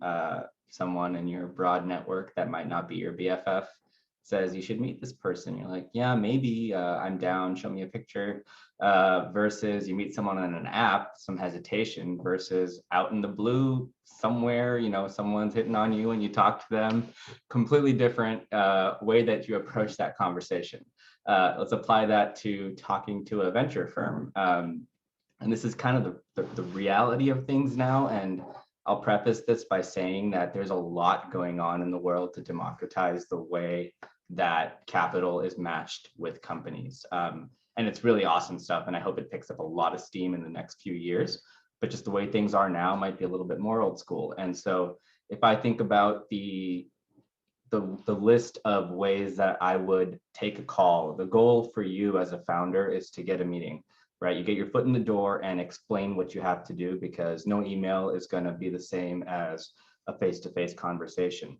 And so if I had to list the ways that we would be interested in talking to someone, right? Number one is our own investors reaching out to us saying, hey, talk to this person because I know them well. There's two reasons why. One is the obvious that people don't usually say is, hey, we're beholden to our investors. So if they tell us to do something, we'll probably take the meeting, right?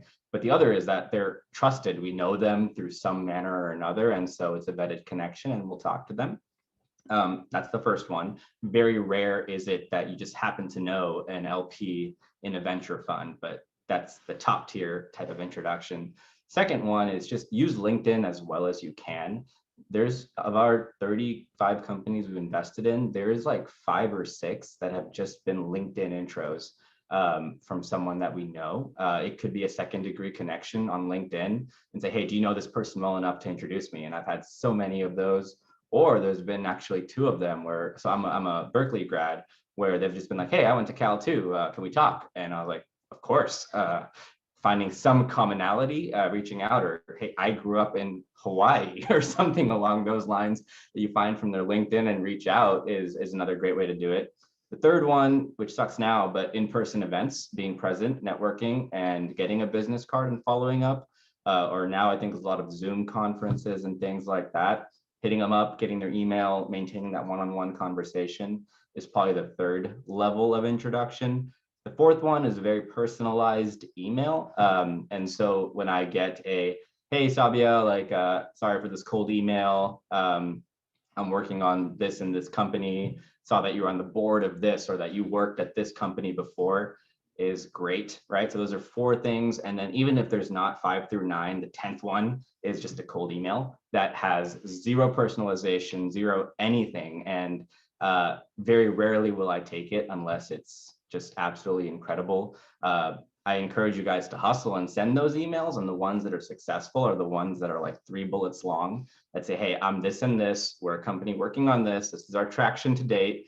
Would love to set up a meeting. It's like, yes or no, it's pretty binary at that point. Just a tool tip, don't use something like MailChimp to do it, because I really have gotten emails saying, hi, insert venture fund here, with an entire email, and it's just like, you're blacklisted forever. But just something to keep in mind. But yeah, that's my very prescriptive list of ways to go about it. The one that's separate, and I would love to talk to Chris offline, but is community partners. So Startup Sack, for example, Cameron and Carlson Center. If you guys are going through that program and Cameron's like, I think you should talk to these guys, they kind of fit your thesis, that's a qualified lead for us, and we're definitely going to take the meeting. Even if you don't fit the thesis yet, we're like, yeah, Cameron likes them, so we're going to start a discussion with them now, right? So there's many ways to go about getting these connections, even if you're not connected within that space. So, yep. Awesome. Thank you for that, Sabi. I love the dating example. I think it's definitely relevant. It made me bring it. I looked back to my own days. I was like, well, hey, I would Facebook, like, I suggest you meet this person or whatnot, but appreciate you sharing that and giving the descriptive list and kind of where they are in your own personal hierarchy, or at least, maybe from Monetta's vantage point. So appreciate that. Mariah, Amy, any thoughts on that? If not, we can open it up to the questions from the audience. So I have thoughts, but Amy, do you have some that you want to share before I go? No, I'm good. Go for it, Mariah. She's like, I've got my leads. Pretty much. She's like, we would have nailed it. I don't want to be repetitive, so please take it. Letting us do the heavy lifting and then send it to her after they're all cleaned up and stuff and well behaved.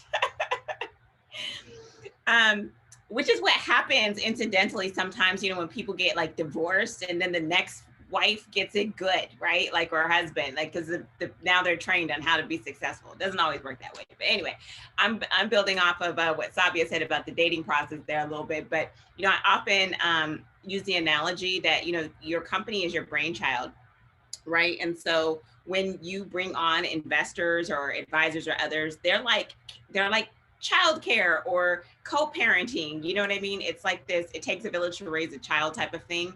And so I do look at it in that sense, and you kind of want this like mutual vetting, like, do you have a baby kid? You know what I mean? Like, if it is kind of, it is like dating a little bit,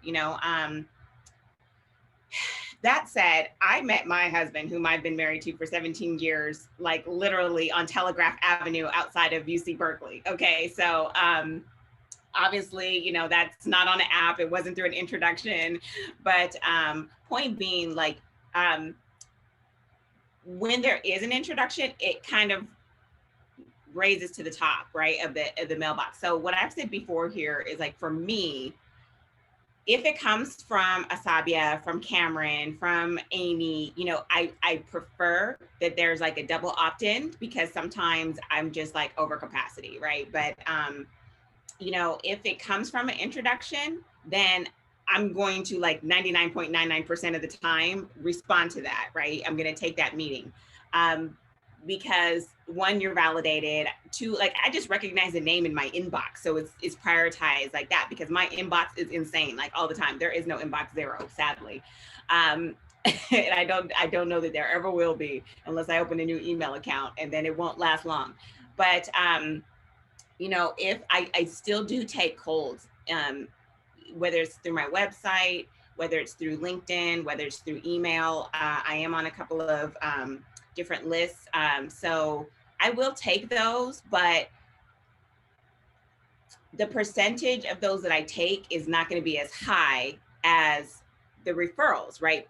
But that said, the majority of the calls that I take are cold, if that makes sense. So you're going to get prioritized if you're a referral, but I try to be democratic about it.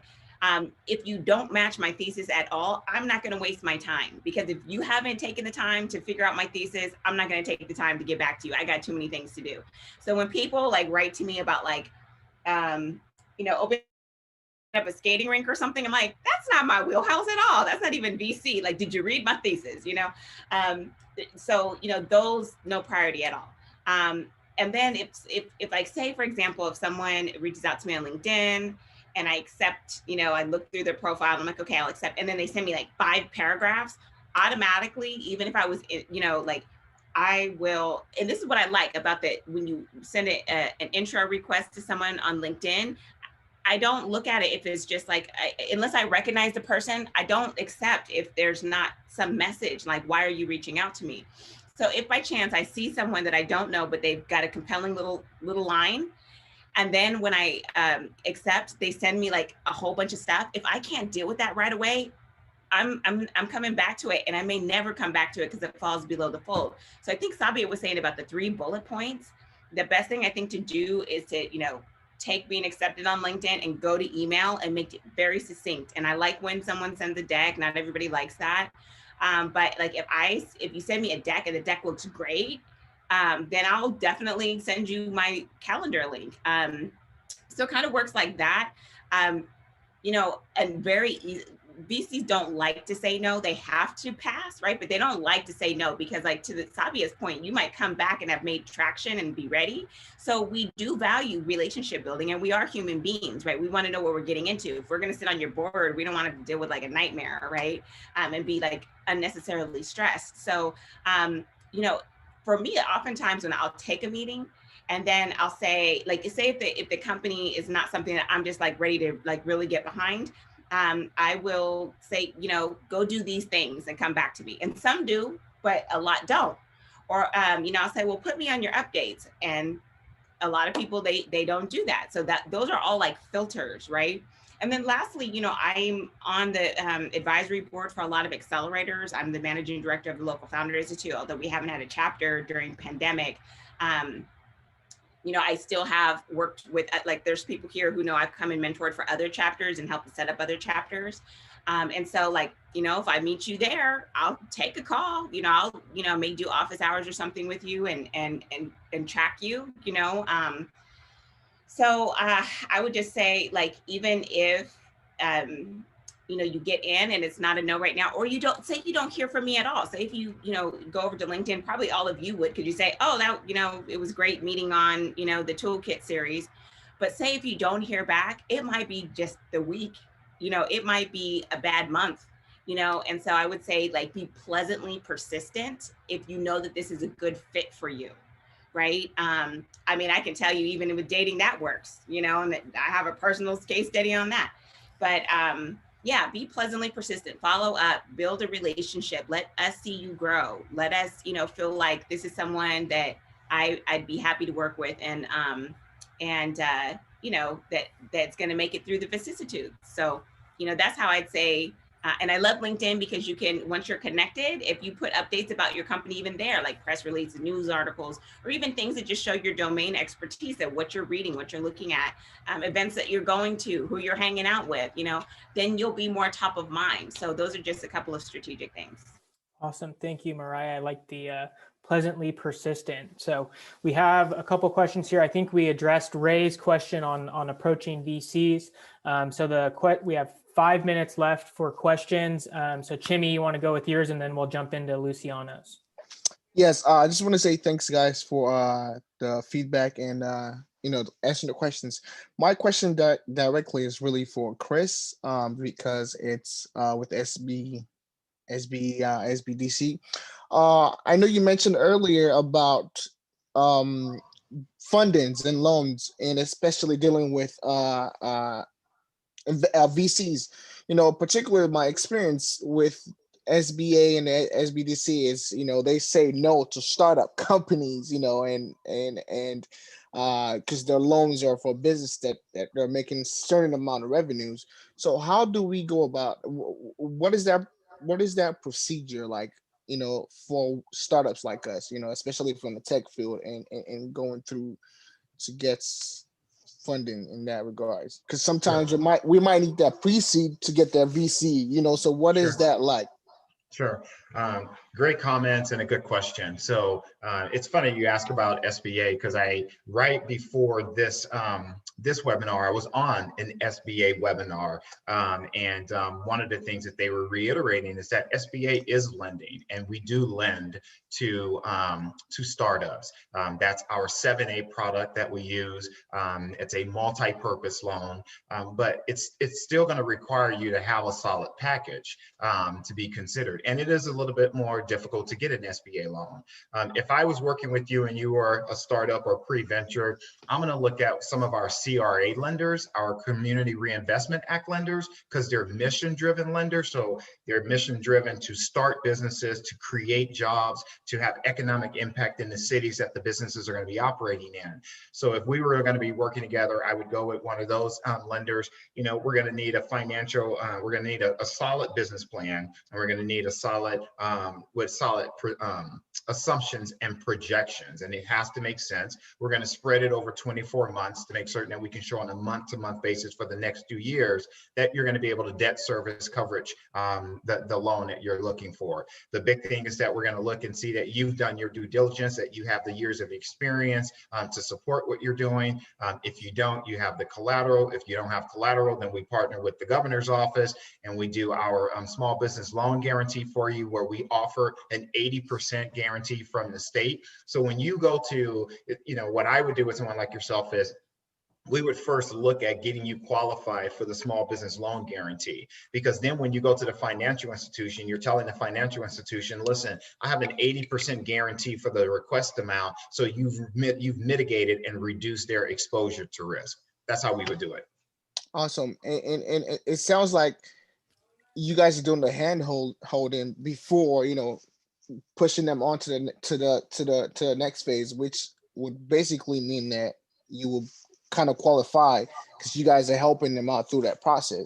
Absolutely. Yeah. And we work with the financial institution. So, like with NorCal Financial Development Corporation, one of the finance centers from, not finance center, but the FDCs from the governor's office that I work with, we have 40 different banks that are all part of this program. So we're familiar with the bank's profile. So we're going to work with you to make certain we have a complete financial package that we're looking and offering and requesting the appropriate facility, right? The first thing we're going to look at is what's the borrowing cost. The second thing we're going to look at is your primary source of repayment. So when we get ready to package this up, you and I would work hand in hand, making certain we have a solid package and we're going to the right lender. Every lender isn't for every business entity and every facility that's being requested.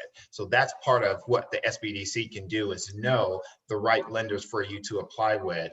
If it's a financial institution that don't support startups, there's no need for us to then submit a request for a loan because they're not funding startups. How does that affect the cap table when we're going to VCs or venture capital? Like, how does that reflect that? So elaborate on that for me when you say how does it. So once, let's say we go through, the SBA, SBDC, we get a loan and all that type of stuff. How does that now play in the cap table when we're talking to people like Sabia or Mariah? How does that, fall in place? Yeah, that follow-up question would be great for one of those VCs right there. Yeah, so I'll touch on that just real briefly, and I want to get to Luciano's question. We don't like seeing debt at our stage typically. The main thing I would say is use of capital, right? So if payment terms are super punitive, where a bulk of the capital raise is going towards repaying debt, that's not going to help growing the business, right? So it really is dependent on that. It's okay to have debt. SBA loans are, I think, typically personally guaranteed. I'm not 100% sure, but I would just ensure that the way that it's structured for the VC is such that capital is being used for growth, not debt repayment. Not always a no-no, but not always great to see that when we raise. So I'm going to move forward to Luciano's question, and I'll touch on both my perspective, but also generally. Safe notes, we don't like them. Use them to raise friends and family investment and maybe very early angel investment. or to raise bridge rounds in between proper investment rounds. We don't like them because they typically don't offer a lot of protections for the investors, like a typical priced round would. But we like to see them early on, and we're used to them, but we would not invest in a SAFE. Average check size for us and many seed plus type investors is $1 million to $2 million, unless you're in the Valley, in which case it's a lot more because they need more money. We usually invest in round sizes of, I'd say, $1 to $6 million round sizes. And if we are at least 20 to 30% of the round, preferably more than 50%, we almost always want to lead, because I mentioned we're very operationally involved. But if we're not leading, to be blunt, we're not going to help you find a lead. We'll say, please go find a lead and then come back, and hopefully there's still a chance for us to invest, knowing that we might very well not get a second shot at it. But that's the usual response. An average turnaround time to a go, no-go decision is probably within a month. To wiring, I would say go, no-go plus 45 days. So that's pretty typical from a deal process. But that's a go, no-go in terms of yes, we're investing for sure, as opposed to yes, we're interested. The yes, we're interested can happen within a day or a week. But to get to a yes, we're going to invest, I would say typically budget with one firm about 4 weeks, and for an entire process, 3 to 6 months to do a full raise. So yeah. Thank you for that, Sabia. I know we have one additional question. I do want to be conscious of our time, and for our panelists, we are at 8:03. So if you do have to drop, feel free to do so. I know you signed up to be here till 8, and appreciate you being here this evening. If you are able to hang on for, I think, the last question from David, and then we'll close it on out. We'll go from there. So David, if you want to ask your question to, if you have a panelist in particular, that would be great. So again, apologies, I've got my 3-year-old who just barged into my room. But really quickly, there was a really great point mentioned about coachability. And I've often heard the concept of getting, you get capital, but you also get introductions, you get coachability. Again, apologies for the background. I was wondering if anyone had any other thoughts on that, because it's something that I haven't thought about, and this just mentioning it really made me think, oh yeah, that's actually incredibly important. So basically, like the value add, are you asking what the value add that VCs bring to the table? Yes. Okay, so I think it varies by stage, because I'm like super early, and we're talking about like pre-seed, seed, first money. It may be first, hopefully first institutional. I would prefer to lead. And in fact, our mandate is leading 75% of the time. So, there you're literally helping to raise a round. You're setting terms. You're doing the heavy lifting on contracts. It may involve a board seat. And, when a VC is on the board, they're literally helping you. You're the boss of your company. It's your baby, but we're literally helping, okay, the baby has a toothache. What are we going to do? The baby's got a rash. How do we fix it? Have you tried this? Have you tried that? Or here's these options. I researched this for you. Here's a specialist for you. So basically it can be introductions. It can be, just consider the fact that you're probably working hard on one company where we get insights from thousands of companies that we're coming across, right? And so we're going to bring that insight to the table, and kind of we're going to be your coach. Like, you're the athlete, and we're going to notice the little things that might help you to tweak your performance. So it could be any of those things that you mentioned. It could be intros. It could be strategy. It could be, helping to access more capital. It could be any number of things, really. And what you're going to find is that earlier investors are going to do more of that heavy lifting, whereas the later rounds, because you've gone through so much already, they're probably just going to put money in for the most part. Although, like, say you're going to do an IPO, they may assist with the roadshow, and they'll be more experienced going through that. I've never taken a company to an IPO. I might be able to help with the secondary, but not so much an IPO roadshow. So it depends on what stage that you're in, but that's part of why you want to be strategic, even on what investors you work with, and why it is really a dating process. It should be mutual, that you're not bringing on people They're going to be toxic in your boardroom. They're going to be a headache to deal with. You don't want dark angels who are going to be calling you on the weekends, where's my money type of thing, or messing up a subsequent round. So those are just some, ways that VCs can add value. Super helpful. Thanks, Marie. Awesome. Well, I want to just say thank you to all of you for serving on our panel. We are a little bit over, so I want to be cautious of your time here tonight. But a virtual round of applause. I know it's never as enjoyable when you're in these Zoom postage stamps, as someone said earlier today for me. But really appreciate all the insights and the experience sharing for our entrepreneurs in this space. So thank you for being here tonight. And then thank you all for participating in the Toolkit series. We were excited to have you as part of this 5-part series. We will be following up with this recording as well as additional tools that you can utilize in taking your ideas and building your business model. So if you want to reach out to Brian and I, we'll have our virtual office hours as part of that follow-up email. I definitely recommend connecting to our panelists. I know a few of them had thrown in their emails and or their LinkedIn. So definitely connect with them and start building those relationships. But want to thank our panelists a last time and have a wonderful evening, and look forward to hopefully seeing you all in person at some point in this 2021 year. But thank you all again. Thanks, Thank you Cameron. all. Good talking to you Appreciate guys. you guys. Bye-bye. Thanks for having us, Cameron. Bye, everyone. Good night. My pleasure. Bye-bye.